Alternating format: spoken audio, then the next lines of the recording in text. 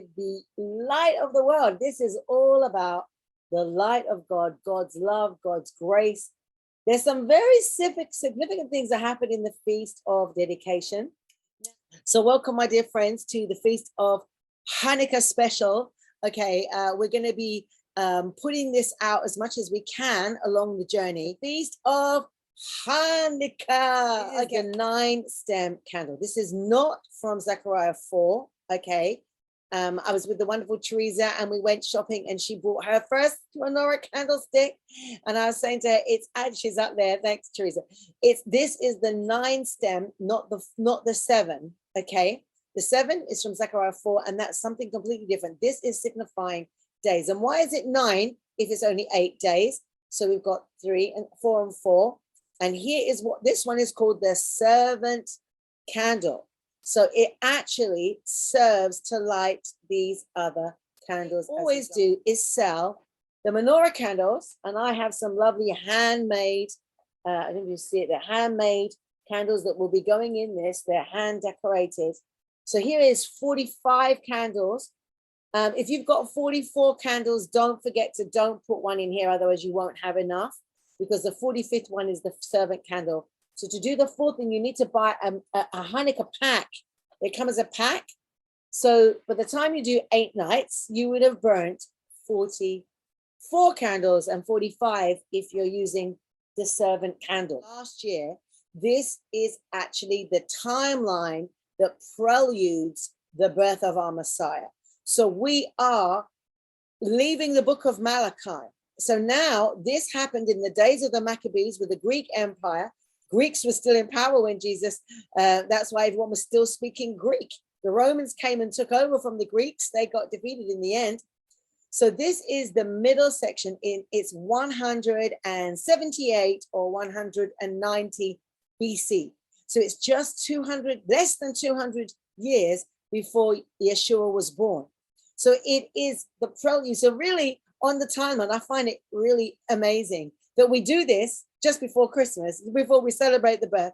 We know the birth is not in the right place. And is this a significant feast? I mean, it's not on the main, it's not actually in what we call the Bible. You know, your Bibles probably don't have the book of Maccabees.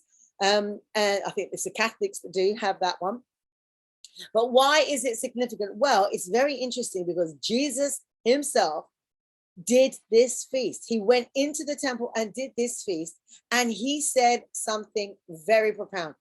I want everyone to have their ears open 3 times, right? To say ears open and listen. In the temple. So although we are lighting the 9-stem or the 8-stem menorah, it was the oil for the 7-stem menorah of the tabernacle. Oil, the light that shone in the great darkness.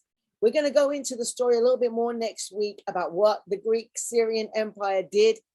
Totally destroyed the temple. The temple had to be rededicated. So the word Hanukkah means dedication. So now you see why it was so significant, because he had now told everyone openly, I am one with the Father. Tonight, because it's very, very important, is it the Feast of Dedication, or Hanukkah, or Hanukkah. I'm hoping you're getting an understanding that he is in the dedication of the temple that survived. And this is where he chooses to tell everyone, I've come and my sheep are going to hear my voice. Now, as much as the Pharisees did not hear what he was saying, everyone that followed Jesus at this time was Jewish. Remember that. There were many Jews that could hear. There were many that got it and said, this is him. He is the Messiah. I think it is. I think it is to part of understanding why Jesus said what he said when he was in this feast, and on the Feast of Dedication, or the Feast of Hanukkah in Hebrew. Okay. Jesus went into the temple and spoke, and he spoke some very, very harsh words. Actually, I truly see it from my perspective that these are the words that split time in half. Although people say it was from the cross, I believe it was right there, right at that point, Messiah had revealed himself. He said, me and the Father are one. And at that point, there was no going back. At that point, everything was before him or after him. That's right. So now this particular feast, what does it signify? The light of the world. I said to you, from the root of Judaism, ask any rabbi from Orthodox right through to liberal, what does the Old Testament really say? What is the of course, they don't call it the Old Testament. We've got 24 extra books than them. But the books they have, what are those books saying? Well, the books they have, every rabbi will always say, everything you read from Genesis through to Malachi is talking about the Mashiach. Everything is about the Messiah. I know I've seen books, Jesus hidden in the gospel. He's not hidden. He's right there. So when, of course, he went into the temple, they could not recognize him. He challenged them by saying, my sheep hear my voice. But remember, it's not all Jews. It's the religious ones that are hardened of heart. They're not even doing things correctly. That Yeshua walks into the temple and declares that I and the Father are one. He says, we are one, not in the sense that like he said, not in the sense I'm just doing the will of God. He's saying we are one. He is my Father, I am his son. And for those who could not understand or did not see him as the Messiah, can you imagine? They were, oh, who is this man? There were some in the midst there that heard the words of Yeshua, that saw the miracles of Yeshua.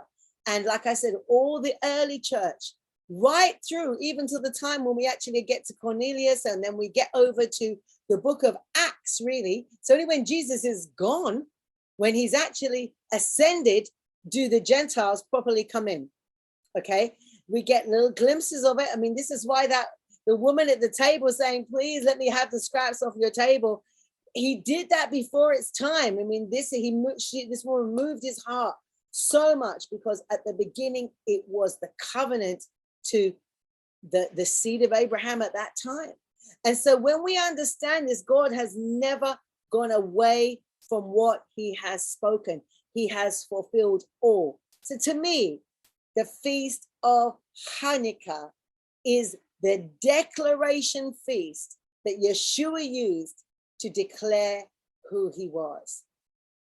Can we ignore such a thing? A deeper understanding of the amazing, wonderful tapestry that God has woven into time and space all about Mashiach, all about Yeshua, our Messiah, and knowing that he is the way, the truth, and the life. Well, we're going to celebrate the birth of Mashiach. We know it's not the 25th of December, but we know it's in the timeline, okay? Hanukkah, and then the birth of the Messiah, it's in the timeline. Travel this journey of understanding the biblical feasts in the Hebraic roots, that you give us wisdom and understanding. May it be a time of joy and celebration, but where we also remember it is the moment in time where the Mashiach was revealed. To those who could hear his voice, to those who could hear.